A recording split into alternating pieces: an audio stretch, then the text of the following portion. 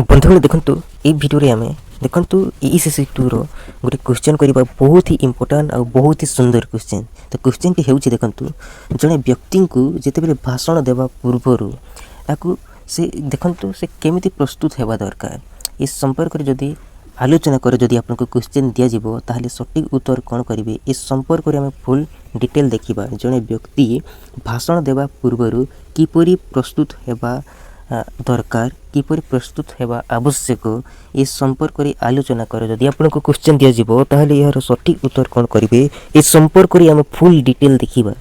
तो लाइक और शेयर कर देबे। चैनल नुआ अछंती तो चैनल को मते सब्सक्राइब करबा पई भूलिबे नहीं।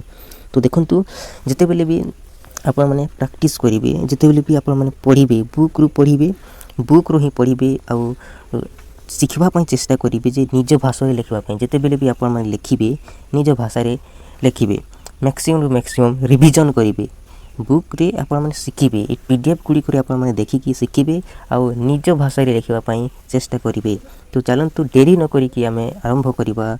गुटे भाषण देवा पूर्वरु किपरि प्रस्तुत हेबा दरकार जने व्यक्ति को जे कोनसे व्यक्ति को जने छात्रन को मध्य। तो देखंतु भाषण गुटे कोन अटे कला अटे गुटे स्वतंत्र कला अटे। तो एटा कहा माध्यम रे होइते अभ्यास माध्यम रे होइते अभ्यास और साधना द्वारा होइथाय। एई भाषण कला जो भाषण देई थांते एटा भाषण देखंतु अभ्यास माध्यम रे होइते जदि जने व्यक्ति अभ्यास न करूची ताहले केमिति भाषण दे पाइबो तार साधना थिबा दरकार। एई अभ्यास और साधना द्वारा ही एई भाषण परिपक्वता आसे। भाषण देवा पूर्वरु भाषण विषय धारणा मध्य रखिबा बहुत ही जरूरी अटे। तो इस संपर्क रे आमे निम्न रे आलोचना करिबा एमिति लिखिबे निम्न रे वर्णना करिबा किबा वर्णित होईची एमिति लिखिबे। आ तलपटे आपण माने कोन लिखि देबे ना ई देखंतु गोटे गोटे लाइन रे लिखि देबे जे केमिति प्रस्तुति हेबा दरकार। देखंतु बंधुगण देखंतु एथि देइची केतेटी संक्षिप्त सूचना गुडी को देइची। तो इस संपर्क रे आमे देखिबा। देखंतु नंबर 1 रे कोन रहिची देखंतु नंबर 1 रे रहिची जे भाषण देबा पूर्वरु वक्ता जनकर दृढ़ मानसिक प्रस्तुति थिबा आवश्यक। देखंतु बहुत इंपोर्टेंट जे भी भाषण देउची तार मानसिक प्रस्तुति तार मन जो रहिची सेटा ठीक थिबा दरकार। तार बहुत ही सुंदर भाव रे से जदरा कि भाषण देई परिबो। तापर देखंतु मानसिक प्रस्तुति एटा सबठारु मोस्ट इंपोर्टेंट अटे। आ देखंतु वक्तांकर भाषण विषय उपरे देखंतु सविशेष तथ्य जानिबा दरकार। जे देखंतु क्यों विषय रे से भाषण देबो तार तथ्य जति जानि नथिबो ताहले से केमति भाषण देबो। तो प्रथमे ए तथ्य जानिबा निहाती दरकार। तापर देखंतु 3 नंबर रे कोन देइछि विषय उपरे प्रवेश नथिले अजथा प्रसंग को आलोचना करिबा अनुचित।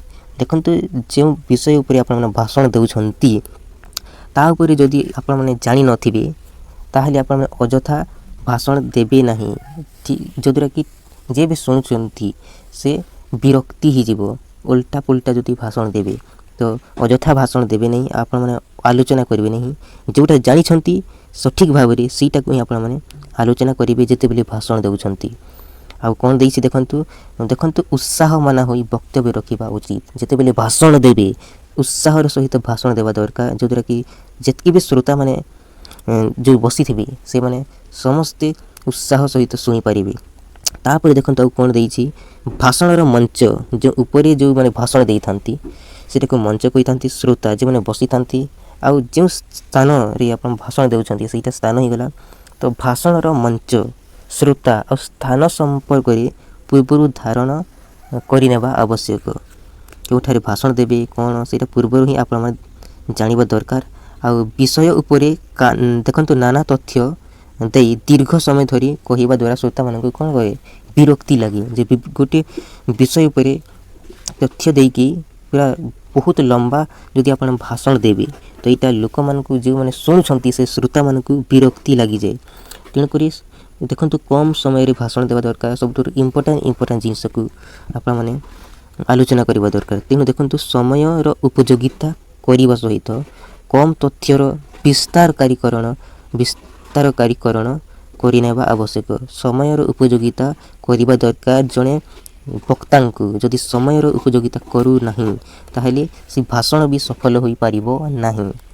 तापर देखंतु कोन कोन रहिछि देखंतु भाषण ଭାଷଣକୁ ଜୀବନ୍ତ କରିବା ପାଇଁ କେତେକ ସ୍ୱତନ୍ତ୍ର କୌଶଳ ଅବଲମ୍ବନ କରିବା ଆବଶ୍ୟକ।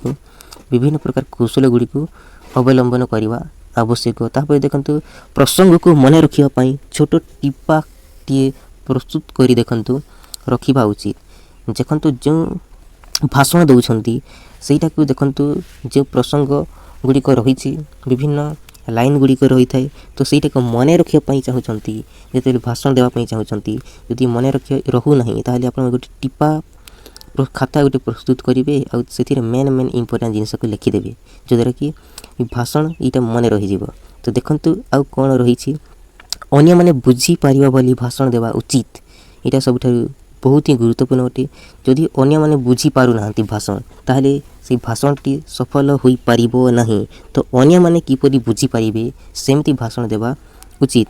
ତାପରେ ଦେଖନ୍ତୁ ଆଉ କ'ଣ କ'ଣ ରହିଛି, ସମୟ ସୀମିତତା ଅନୁସାରେ ଭାଷଣକୁ ପ୍ରସ୍ତୁତ କରନ୍ତୁ।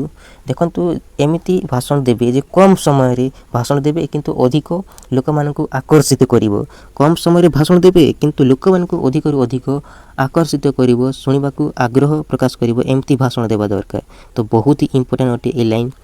ତାପରେ ଦେଖନ୍ତୁ ଆଉ କ'ଣ ରହିଛି, ଭାଷଣ ପାଇଁ ସୁନ୍ଦର କଣ୍ଠସ୍ୱର ବା ଅଲଙ୍କାରିକ ଶବ୍ଦାବଳୀର ପ୍ରୟୋଗ ଜରୁରୀ ନୁହେଁ। ଆପଣମାନେ ନିଜ ଭାଷାରେ ଦେବେ ଭାଷଣ, ନିଜ ଅଞ୍ଚଳରେ ନିଜ ଗ୍ରାମରେ ଯେମିତି ଆପଣମାନେ ଯଦି ଭାଷଣ ଦେଉଛନ୍ତି ତାହେଲେ ଆପଣ ମାନେ କେମିତି ଭାଷଣ ଦେବେ, ନିଜ ଗାଁରେ ଯେମିତି କଥା ହେଉଛନ୍ତି ସେମିତି ଭାଷଣ ଦେବେ। ଏଥିରେ କଣ୍ଠସ୍ୱର ଆଉ ଅଲଙ୍କାର ଶବ୍ଦ ଗୁଡ଼ିକ ପ୍ରୟୋଗ କରିବା ଜରୁରୀ ନୁହେଁ ଏହି ଭାଷଣରେ। ତ ବହୁତ ଇମ୍ପୋର୍ଟାଣ୍ଟ ଅଟେ। ଦେଖନ୍ତୁ ତାପରେ ଆଉ କ'ଣ କ'ଣ ରହିଛି, ବହୁତ ଇମ୍ପୋର୍ଟାଣ୍ଟ ଜିନିଷ, ଯେତେ ଅଧିକ କହିବେ ସେତେ ଅଧିକ ଭଲ କହିପାରିବେ। ତେଣୁ ବାରମ୍ବାର ଅଭ୍ୟାସ କରନ୍ତୁ, ଅଭ୍ୟାସ ହିଁ ଦକ୍ଷତାର ବାଟ। ତ ଦେଖନ୍ତୁ ଏଇ ଅଭ୍ୟାସ ସବୁଠାରୁ ମୋଷ୍ଟ ଇମ୍ପୋର୍ଟାଣ୍ଟ। ତ ଯେତେବେଳେ ବି ଆପଣମାନେ ପଢ଼ିବେ ମ୍ୟାକ୍ସିମମ୍ ରିଭିଜନ୍ କରିବେ, କମ୍ ସେ କମ୍ ପଢ଼ିବେ କିନ୍ତୁ ଅଧିକରୁ ଅଧିକ ରିଭିଜନ୍ କରିବେ, ଅଭ୍ୟାସ କରିବେ। ଏଇ ଅଭ୍ୟାସ କରିବା ଦ୍ୱାରା ହିଁ ଆପଣଙ୍କୁ ବାଟ ଦେଖେଇବ, ଆପଣଙ୍କ ରାସ୍ତା ଦେଖେଇବ, ଆପଣଙ୍କର ଯେଉଁ ପଢ଼ୁଛନ୍ତି ସେଇଟା ସେ ପଢ଼ାରେ କିଛି ଚେଞ୍ଜେସ୍ ଆସିବ, କିଛି ପରିବର୍ତ୍ତନ ହେବ। ତ ଅଧିକରୁ ଅଧିକ ମାର୍କସ୍ ରଖିବା ପାଇଁ ଚାହୁଁଛନ୍ତି, ଭଲ ମାର୍କ ରଖିବା ପାଇଁ ଚାହୁଁଛନ୍ତି, ତାହେଲେ ଅଭ୍ୟାସ କରନ୍ତୁ, ଅଭ୍ୟାସ ଆଉ ରିଭିଜନ୍ କରନ୍ତୁ, ସବୁଠାରୁ ମୋଷ୍ଟ ଇମ୍ପୋର୍ଟାଣ୍ଟ ଲେଖିକି। ତାପରେ ଦେଖନ୍ତୁ ଆଉ କ'ଣ ରହିଛି, ଦେଖନ୍ତୁ ବକ୍ତୃତା। ଦେଖନ୍ତୁ ବକ୍ତୃତାର ମୂଳ ଅଭିମୁଖ୍ୟ ହେଉଛି ଉପସ୍ଥିତ। ଦେଖନ୍ତୁ ଶ୍ରୋତମଣ୍ଡଳୀକୁ ଶବ୍ଦରେ ବାନ୍ଧି ରଖିବା। ତେଣୁ କହିବା ବେଳେ ଶ୍ରୋତାମାନଙ୍କ ମନରେ ଯେଭଳି ଛବିଟି ଦୃଶ୍ୟମାନ ହେବ ସେହିଭଳି କହିବା ଜରୁରୀ। ତ ବହୁତ ଇମ୍ପୋର୍ଟାଣ୍ଟ। ଯେତେବେଳେ ବକ୍ତା ଦେଉଛନ୍ତି ଜଣେ ଭାଷଣ, ଯିଏ ବି ଭାଷଣ ଦେଉଛି ସେ ଏମିତି ଯଦି ଶବ୍ଦରେ ବାନ୍ଧି ରଖିବା ପାଇଁ ଚାହୁଁଛନ୍ତି ଯେଉଁ ଶ୍ରୋତାମାନେ ଶୁଣୁଛନ୍ତି ସେମାନଙ୍କୁ, ଯେମିତିକି କେହି ବି ଉଠିବେ ନାହିଁ, ଏ ଭାଷଣ ଦେବାର ଶେଷ ହେବା ପର୍ଯ୍ୟନ୍ତ ଶୁଣିବେ, ଏମିତି ଯଦି ବାନ୍ଧି ରଖିବା ପାଇଁ ଚାହୁଁଛନ୍ତି ତାହେଲେ ଏମିତି ଭାଷଣ ଦେବେ ଯେ ଦେଖନ୍ତୁ ଯିଏ ବି ଶୁଣୁଛନ୍ତି ନା ଭାଷଣକୁ, ଯିଏ ବି ଗ୍ରହଣ କରୁଛି, ସେମାନଙ୍କର ଗୋଟିଏ ଦୃଶ୍ୟ ଦେଖାଯାଉଛି ବୋଲି ସେମାନଙ୍କୁ ଲାଗିବ, ସେମାନେ ଗୋଟିଏ ଛବି ଆକାରରେ ଦେଖୁଛୁ ଏମିତି ଲାଗିବ, ଯେ ଯଦ୍ୱାରା କି ସେମାନେ ଶବ୍ଦରେ ବାନ୍ଧି ହେଇକି ରହିବେ। ଯେଉଁ ଭାଷଣ ଦେଉଛନ୍ତି ସେଥିରେ ଆପଣମାନେ ଯେଉଁ ଭାଷଣ ଦେଉଛନ୍ତି ସେଥିରେ ଆକର୍ଷିତ ହୋଇପାରିବେ। ତ ଏମିତି ଭାଷଣ ଦେବେ ଯେ ଯିଏ ବି ଶୁଣୁଛନ୍ତି ନା ଶ୍ରୋତାମାନଙ୍କୁ ଗୋଟିଏ ଛବିଟିଏ ଦୃଶ୍ୟମାନ ହେବ ବୋଲି ଏମିତି ଜରୁରୀ କହିପାରିବେ, ଏମିତି କହିବା ଦରକାର। ବହୁତ ଇମ୍ପୋର୍ଟାଣ୍ଟ ଜିନିଷ ଅଟେ, ଏ ଲାଇନ୍କୁ ମନେ ରଖିବେ। ତାପରେ ଦେଖନ୍ତୁ ବକ୍ତୃତାଟିକୁ ସୁନ୍ଦର କହିବାକୁ ହେଲେ ତା'ର ଉପସ୍ଥାପନା ଶୈଳୀ ଟିକିଏ ଦେଖନ୍ତୁ ନାଟକୀୟତାର ଆବଶ୍ୟକତା ରହିଛି। ଶ୍ରୋତାମାନଙ୍କର ମନକୁ ଛୁଇଁ ପାରିବା ବୋଲି ଦେଖନ୍ତୁ ଭାବଭଙ୍ଗୀ ପ୍ରଦର୍ଶନ କରିବା ବକ୍ତୃତାର ଗୋଟିଏ ଅନ୍ୟ କଳା ଅଟେ। ତ ଯେତେବେଳେ ବି ଭାଷଣ ଦେଉଛନ୍ତି ସୁନ୍ଦର ଭାବରେ କହିବା ପାଇଁ ଚାହୁଁଛନ୍ତି ତାହେଲେ ତା'ର ଗୋଟିଏ ଶୈଳୀ ରହିବା ଦରକାର, ଗୋଟିଏ ନାଟକୀୟତାର ମଝିରେ ନାଟକୀୟତାର ଟିକେ ବ୍ୟବହାର କରିଥିବେ, ଯଦ୍ୱାରା କି ଦେଖନ୍ତୁ ଭାବଭଙ୍ଗୀ ପ୍ରଦର୍ଶନ କରିବ ଏଇ ବକ୍ତୃତାରେ, ଯଦ୍ୱାରା କି ଟିକେ ଦେଖନ୍ତୁ ଆକର୍ଷିତ କରିବ ଦେଖନ୍ତୁ ଭାଷଣ ଗ୍ରହୀତାମାନଙ୍କୁ। ତାପରେ ଦେଖନ୍ତୁ ଆଉ କ'ଣ କ'ଣ ରହିଛି, ତାପରେ ରହିଛି ଯେ ଅଙ୍ଗଭଙ୍ଗୀ। ଦେଖନ୍ତୁ ଅଙ୍ଗଭଙ୍ଗୀ ପ୍ରଦର୍ଶନ ସହ ଆବଶ୍ୟକ ଅନୁସାରେ ଉଦାହରଣ ଦେଇ ଭାଷଣକୁ ଆକର୍ଷଣୀୟ କରିବା ଆବଶ୍ୟକ। ଦେଖନ୍ତୁ ଯେତେବେଳେ ବି ଭାଷଣ ଦେଉଛନ୍ତି ନା, ଯେଉଁ ଜାଗାରେ ଉଦାହରଣ ଦେବା କଥା ସେଇ ଜାଗାରେ ଦେବେ, ଅଯଥା ଆପଣମାନେ ଉଦାହରଣ ଦେବେ ନାହିଁ। ଆଉ ମନେ ରଖିବେ ଯେ ଯାହା କହୁଛନ୍ତି ତାହା ପ୍ରତି ଯେମିତି ଦେଖନ୍ତୁ ଆକର୍ଷଣୀୟ ହେବା ଦରକାର, ପ୍ରାଞ୍ଜଳ ହେବା ଦରକାର, କୌତୂହଳପୂର୍ଣ୍ଣ ହେବା ଦରକାର। ତ ଯେତେବେଳେ ବି ଭାଷଣ ଦେଉଛନ୍ତି ନା ତା ପ୍ରତି ଯେମିତି ଆକର୍ଷଣୀୟ ହେବା ନିହାତି ଦରକାର।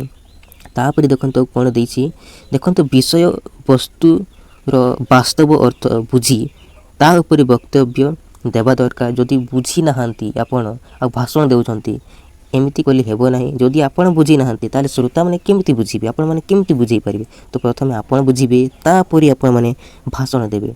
आ विषय वस्तु को न बुझी खाली ऊपर ठाउरिया भाबे कहिबा आदौ उचित नुहे। एटा बहुत ही इम्पोर्टेंट अटे, मन रखिबे, बहुत ही सुंदर। तापरे देखंतु वक्तृता देवा बेले वक्तार लक्ष्य रहिबा उचित। केमिति भाषणटी श्रोता मानक उपरे प्रभाव विस्तार करिवो आ श्रोता माने केमिति पसंद करिवे, भली छोट वाक्य को केमिति पसंद करिवे। साहित्य बा साधु भाषा बदल रे कथि तो आंचलिक भाषा बहुल व्यवहार करबा उचित। सब बेले देखंतु छोट छोट वाक्य को व्यवहार करबा दरकार। साहित्य बा साधु भाषा बदल रे देखंतु आंचलिक भाषा जो भाषा रे सबुदिन कथा होचंती सेही भाषा को व्यवहार करबा उचित जेते बेले भाषण देउछंती। तापर देखंतु कोन रहिछि व्यक्ति विशेषंक आधारित वक्तृता को श्रुति उपयोगी करिबा पई अधिक तथ्य जहा कि वास्तव ताहा प्रदान करा गली भलो। एही सब वक्तव्य देखंतु प्रदान बेले स्पष्ट और निरपेक्ष भावे आवश्यक देखंतु रहिबा आवश्यक। तो बहुत ही इम्पोर्टेंट जिनिस जेते बेले भी भाषण देउछंती सेटा श्रुति उपयोगी करिबा पई अधिक रु अधिक तथ्य रहिबा दरकार। अधिक रु अधिक तथ्य प्रदान करा गली भलो, जोदर कि वक्तव्य प्रदान बेना स्पष्ट और निरपेक्ष भाव में कहवा आवश्यक। पूरा स्पष्ट भाव में कहिबे। देखंतु जेमिति कि समस्ते थरे कहले सुनी पारुथबे, पूरा क्लियरली सुनुथबे, एमती कहवा बहुत ही इम्पोर्टेंट जिनिस। तापर देखंतु आ कोन कोन दैछि सही भली कोनोसी निर्दिष्ट सामाजिक आवश्यकता आधारित वक्तृतार सामाजिक उद्देश्य संपर्कित तथ्य आ सत्य मध्य सुंदर समन्वय आ भारसाम्य रक्षा करी वक्तव्य देवा बहुत ही जरूरी अटे। तो देखंतु जेते बेले भी भाषण देउछंती सामाजिक उद्देश्य संपर्कित सठिक जिनिस आपण माने भाषण देवा दरकार, बहुत ही गुरुत्वपूर्ण अटे। तापर देखंतु जेमिति कि जने व्यक्ति रो उद्देश्य रे ही आपण माने भाषण देबे। तापर देखंतु निजर अंतर्निहित संभावना को वक्तृता बा भाषण माध्यम रे जागृत करी हुए। निज भीतर निज हृदयर संभावना को जदि आम देखिए वक्तृता बा भाषण माध्यम रे जागृत करी हुए। खाली सेतिकी नुहे, देखंतु वक्तृता माध्यम रे निजर प्रभाव विस्तार भी करी हुए और अन्य माननकु निज व्यक्तित्वर आड़कू आकृष्ट करी हुए। तापर देखंतु भाषण बा वक्तृता रे जदि आम देखिबा अन्यर अनुभव को मध्य जानी हुए, अन्यर अनुभव को मध्य जानी हुए और निजर अनुभव को मध्य बखाणी हुए। आ देखंतु वक्तृता देवारे बंधुगण किभली सफलता मिलिबो सेथिपई स्थिर निश्चित होई वक्तव्य पई मिलिथिबा समय रे उपयोग करिबा दरकार, समय को उपयोग करिबा दरकार। आ अजथा जदि भाषण देउथिबे घंटा घंटा दीर्घ समय एमती कले हुए नाही, एमती कले सफलता मिले नाही। तो सठिक भाव में समय को उपयोग करिकि आपण भाषण देबे। तापर देखंतु वक्तृता हेउ कि दलगत आलोचना हेउ सफलता पाइबाकू हेले प्रथम कथा होची आत्म प्रत्यय बा आत्मविश्वास रहिबा दरकार। जदि आत्म प्रत्यय बा आत्मविश्वास रहू नाही ताहले वक्तव्य सफलता होई पारिबो नाही। तो देखंतु विषय वस्तु को ठीक भाव में प्रस्तुत करी भय न करी देखंतु निजर लक्ष्य को अग्राधिकार देबा उचित। एटा सबुठारो मोस्ट इम्पोर्टेंट। तापर देखंतु विषय वस्तु रे निजको हजाई देई मिलिथिबा समय मध्य सकारात्मक मनोभाव नहीं स्पष्ट भाव में कहवा उचित।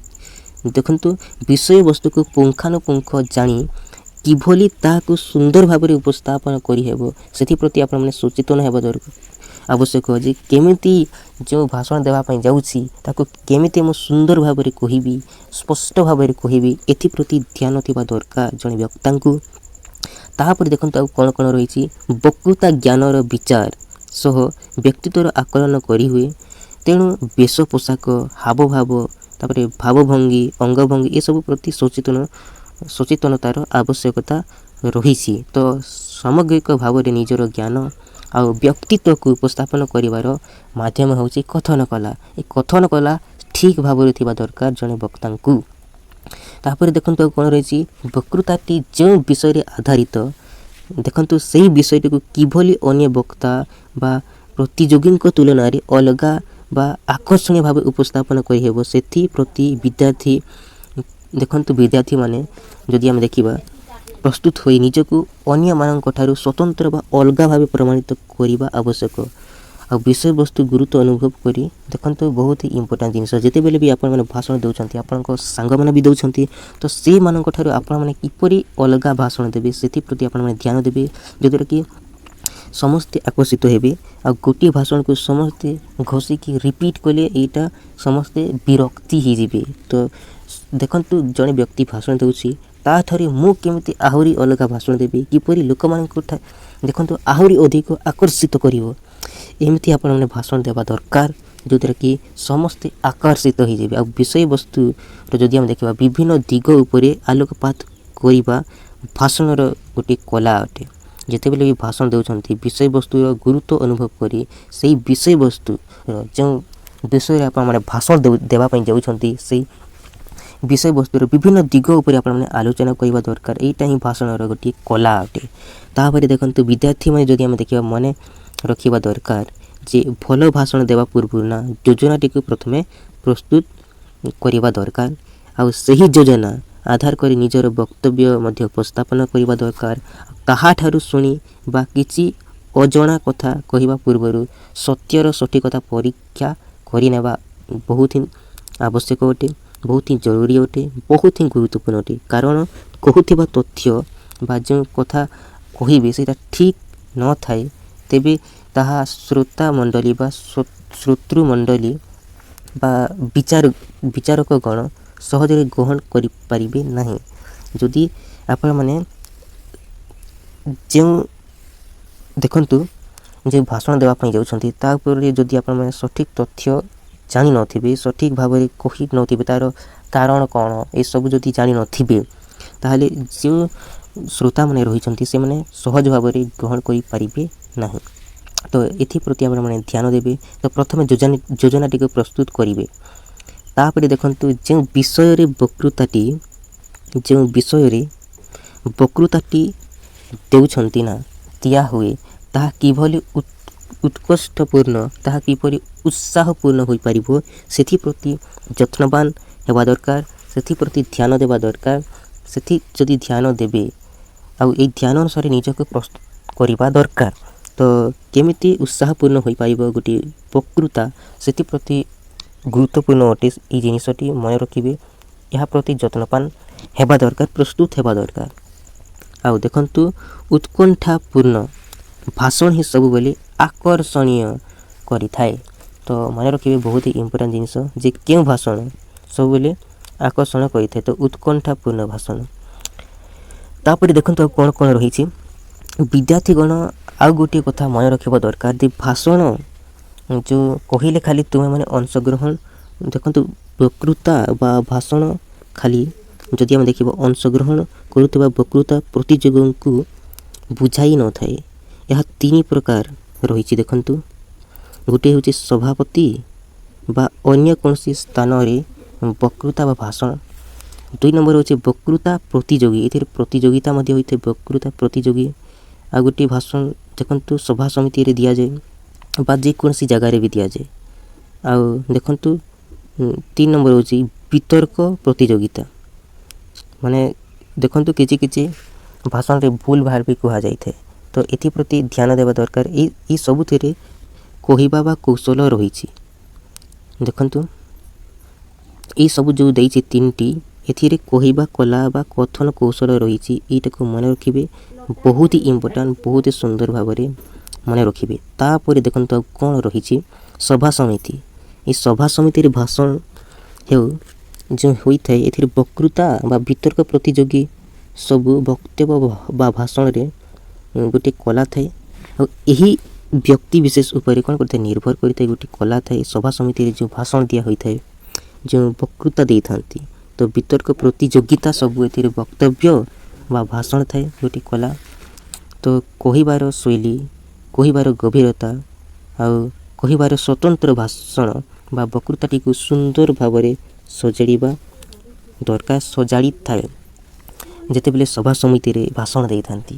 ଆଉ ଯୋଜନା ଅନୁସାରେ ଯେତେ ସଜଡ଼ା ହୋଇଥିବା ଭାଷଣ ଦିଆଯାଏ ସେହିସବୁ ଭାଷଣ ସେତେ ପ୍ରଭାବଶାଳୀ ଆଉ ଫଳପ୍ରଦ ହୋଇଥାଏ। ଯେତେବେଳେ ଗୋଟିଏ ଯୋଜନା କରିଥିବେ ଭାଷଣ ଦେବା ପାଇଁ, ତ ଯେତେବେଳେ ଯୋଜନା କରାହୋଇଥିବ ସେଇ ଭାଷଣଟି ସଜଡ଼ା ହୋଇଥାଏ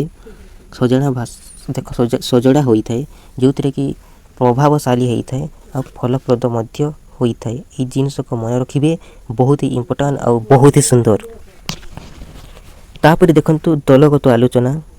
ଦଳଗତ ଆଲୋଚନାରେ ଭାଗ ନେଇଥିବା ଅଂଶଗ୍ରହଣକାରୀ ଯେଉଁମାନେ ଭାଗ ନେଇଥାନ୍ତି, ଏହି ସପକ୍ଷରେ ଯଦି ଆମେ ଦେଖିବା, ବିପକ୍ଷରେ ଆବଶ୍ୟକତା ଅନୁସାରେ କ'ଣ କରିଥାନ୍ତି, ମତ ଉପସ୍ଥାପନା କରିଥାନ୍ତି। ଆଉ ଏଥିରେ ଯଦି ଆମେ ଦେଖିବା, ଦେଖନ୍ତୁ ବିଷୟବସ୍ତୁ ଆବଶ୍ୟକ କରୁଥିବା ତର୍ଜମା ଦିଗରେ ଯଦି ଆମେ ଦେଖିବା, ଅଂଶଗ୍ରହଣକାରୀ ଗୁରୁତ୍ୱପୂର୍ଣ୍ଣ ଯଦି ଆମେ ଦେଖିବା ଆଲୋଚନା ଗୁଡ଼ିକୁ ଆଗେଇ ନେଇକି ଥାନ୍ତି। ଏହି ସମୟରେ ଗୁରୁତ୍ୱପୂର୍ଣ୍ଣ ଯେଉଁ ରହିଛି ଆଲୋଚନା ଗୁଡ଼ିକୁ ତାକୁ ହିଁ ଆଗକୁ ନେଇକି ଯାଇଥାନ୍ତି।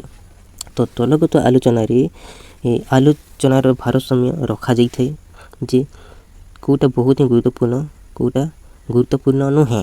ତ ଦେଖନ୍ତୁ ଦଳଗତ ଆଲୋଚନା ବିଷୟରେ ଯାହା ନିର୍ଦ୍ଧାରିତ ସେଥିରେ ଅଂଶଗ୍ରହଣ କରୁଥିବା ଆଲୋଚକଗଣଙ୍କ ପୂର୍ବରୁ ପ୍ରସ୍ତୁତ ହୋଇ ନିଜର ବକ୍ତବ୍ୟ ବା ମତ ଉପସ୍ଥାପନ କରିବା ବହୁତ ହିଁ ଜରୁରୀ ଅଟେ। ଦଳଗତ ଆଲୋଚନାରେ ଦେଖନ୍ତୁ ଏଥିରେ ଅଂଶଗ୍ରହଣ କରୁଥିବା ଲୋକମାନେ ପୂର୍ବରୁ ଯଦି ଆମେ ଦେଖିବା, ପୂର୍ବରୁ ପ୍ରସ୍ତୁତ ହୋଇକି ନିଜର ବକ୍ତବ୍ୟ ବା ମତ କରିବା ଆବଶ୍ୟକ। ଯେତେବେଳେ ଦଳଗତ ଭାଷଣ ହେଉଛି ପୂର୍ବରୁ ପ୍ରସ୍ତୁତ ରହିବା ଦରକାର। ଆଉ ବକ୍ତୃତା ଭଳି ଏଥିରେ ନିଜର ଉପସ୍ଥାପନା ଶୈଳୀ ପ୍ରଦର୍ଶନର ସୁଯୋଗ ନଥାଏ ସତ, କାହିଁକିନା ବହୁତ ସାରା ଲୋକମାନେ ଥାନ୍ତି, ସମସ୍ତେ କହିବା ପାଇଁ ଏଥିରେ ସୁଯୋଗ ବି ପାଇନଥାନ୍ତି। ହେଲେ ଦେଖନ୍ତୁ ନିଜର ବୁଦ୍ଧି ଆଉ ଜ୍ଞାନ ପ୍ରଦର୍ଶନ କରି ହୁଏ ଏଥିରେ। ଆଉ ନିଜର ଯୁକ୍ତି କିଭଳି ଅକାଟ୍ୟ ତାହା ଦେଖାଇବାର ଏଥିରେ ସୁଯୋଗ ଥାଏ, ଯେଉଁଥିରେ କି ସମସ୍ତେ ଜାଣିପାରିଥାନ୍ତି। ତାପରେ ଦେଖନ୍ତୁ ଦଳଗତ ଆଲୋଚନା ଥାଏ ଦୂରଦର୍ଶିତା, ମୌଳିକ ଦୃଷ୍ଟିଭଙ୍ଗୀ ଆଉ ଚିନ୍ତାଧାରାର ଗଭୀରତା ଥାଏ। ଦେଖନ୍ତୁ ଆମେ ବୁଝିଥାଉ କୌଣସି ଗୋଟିଏ ନିର୍ଦ୍ଦିଷ୍ଟ ପ୍ରସଙ୍ଗରେ ଗୋଟିଏ ଦଳ ମଧ୍ୟରେ ସାଧାରଣ ଆଲୋଚନାରେ ଗୋଟିଏ ଦଳରେ ଥିବା ଅଂଶଗ୍ରହଣକାରୀ ନିଜର ବକ୍ତବ୍ୟ ବା ଯୁକ୍ତି ଉପସ୍ଥାପନ ଯେଉଁ ରହିଥାଏ ଏଥିରେ ସୁଯୋଗ ଥାଏ। ଆଉ ନିଜର ଯେତେବେଳେ ମତାମତ ଦ୍ୱାରା ଅନ୍ୟମାନଙ୍କୁ ଆକୃଷ୍ଟ ଆଉ ସନ୍ତୁଷ୍ଟ କରିବା ଗୋଟିଏ ସୁଯୋଗ ଥାଏ। ଏହି ଦଳଗତ ଆଲୋଚନାରେ ଯେତେବେଳେ ଭାଷଣ ଦେଉଛନ୍ତି, ଏଥିରେ ଯଦି ଆମେ ଦେଖିବା ତର୍କ ପ୍ରତିଯୋଗିତା ହୋଇନଥିବାରୁ ଏଥିରେ ସମସ୍ତଙ୍କ ମତ ସମାନ ଗୁରୁତ୍ୱ ଥାଏ। ଦେଖନ୍ତୁ ବହୁତ ଇମ୍ପୋର୍ଟାଣ୍ଟ ଜିନିଷ। ଆଉ କ'ଣ ରହିଛି ଦେଖନ୍ତୁ, ଦଳଗତ ଆଲୋଚନା ଯଦି ଆମେ ଦେଖିବା, ଦଳଗତ ଆଲୋଚନାରେ ପ୍ରତ୍ୟେକ ଆଲୋଚକ ଅଂଶଗ୍ରହଣକାରୀଙ୍କ ନିଜସ୍ୱ ଦୃଷ୍ଟିଭଙ୍ଗୀ ପ୍ରକାଶ କରିବାର ସୁଯୋଗ ଥାଏ ସତ, ତେବେ ଦେଖନ୍ତୁ ଅନ୍ୟମାନଙ୍କୁ ନିଜର ଯୁକ୍ତ ବା ମତ ନେଇ ବାଧ୍ୟ କରିବା ଆଉ ଅତ୍ୟଧିକ ବା ଅନାବଶ୍ୟକ କଥା କହିବା କିମ୍ବା ଦଳଗତ ଆଲୋଚନା କରୁଥିବା ଅନ୍ୟ ପ୍ରତିଦ୍ୱନ୍ଦ୍ୱୀଙ୍କ ଗୁରୁତ୍ୱପୂର୍ଣ୍ଣ ହ୍ରାସ ପାଇଁ ଜାଣିଶୁଣି ପ୍ରଚେଷ୍ଟା କରିବା ଆଦୌ ଦେଖନ୍ତୁ ସ୍ପୃହଣୀୟ ହୋଇନଥାଏ। ଏଠାରେ ଯେତେବେଳେ ଦଳଗତ ଦେଉଥାନ୍ତି, ଆଉ ଦଳଗତ ଆଲୋଚନାରେ ଯୁକ୍ତିତର୍କ କି ବାକ୍ ବିତଣ୍ଡା ଦେଖନ୍ତୁ ପରିବର୍ତ୍ତେ ସ୍ପଷ୍ଟ ଭାବେ ନିଜର ମତ ଉପସ୍ଥାପନ କରିବା ସବୁଠାରୁ ଆବଶ୍ୟକ ଅଟେ, ସବୁଠାରୁ ବହୁତ ହିଁ ଗୁରୁତ୍ୱପୂର୍ଣ୍ଣ ଅଟେ। ତ ଦଳଗତ ଆଲୋଚନାରେ ମଧ୍ୟ କେମିତି ପ୍ରସ୍ତୁତ ହେବେ ଏ ସମ୍ପର୍କରେ ବହୁତ ହିଁ ଗୁରୁତ୍ୱପୂର୍ଣ୍ଣ। ତ ଦେଖନ୍ତୁ ଏଇ ଯେଉଁ ଭାଷଣ କିପରି ପ୍ରସ୍ତୁତ ହେବା ଏଇଟା ବହୁତ ହିଁ ଗୁରୁତ୍ୱପୂର୍ଣ୍ଣ ଅଟେ। ଯେକୌଣସି ବିଷୟକୁ ଅନ୍ୟମାନଙ୍କ ନିକଟରେ ଅତି ସୁନ୍ଦର ଭାବରେ ଉପସ୍ଥାପନ କରିବା ହେଉଛି ଏ ମାନବୀୟ ଗୁଣର ଗୋଟିଏ ନିଦର୍ଶନ। ତେଣୁ ସବୁବେଳେ ଅନ୍ୟମାନଙ୍କ ମେଲରେ ନିଜର ଉପଯୋଗିତାମୂଳକ ବକ୍ତବ୍ୟ ନିରବଚ୍ଛିନ୍ନ ଭାବରେ କହିବାରୁ ପ୍ରୟାସ କରାଯାଇପାରେ। ଆଉ ଜନ୍ମରୁ କେହି ଦେଖନ୍ତୁ ସୁବକ୍ତାର ପରିଚୟ ପାଇନଥାନ୍ତି। ଏଥିପାଇଁ ଅଧିକରୁ ଅଧିକ ସାଧନା ଆଉ ପ୍ରୟାସ ହିଁ ଭଲ ବକ୍ତାର ପରିଚୟ ଦେଇଥାଏ। ସବୁବେଳେ ସାଧନା ରହିବା ଦରକାର, ସବୁବେଳେ ପ୍ରୟାସ ରହିବା ଦରକାର ଜଣେ ବକ୍ତା जदि साधना और प्रयास रहिबो नाही ताले जणे भल वक्ता होई परिबो नाही जणे भल परिचय दे परिबो नाही तो सब बेले मन रखिबे साधना और प्रयास। तो वीडियो टी केमति लागले कमेंट करके जणेबे चैनल नुआ तले भी चैनल को सब्सक्राइब करिबा को भूलिबे नाही और लाइक करबे मध्य भूलिबे नाही और हमरो टेलीग्राम चैनल रे जदि जॉइन होई नाहंते ताले एबे टेलीग्राम चैनल को सब्सक्राइब कर देबे वीडियो तले पटे लिंक पाई जेबे। सो केमति लागले कमेंट करके जणेबे। So thank you so much. जय हिंद बंधुगण।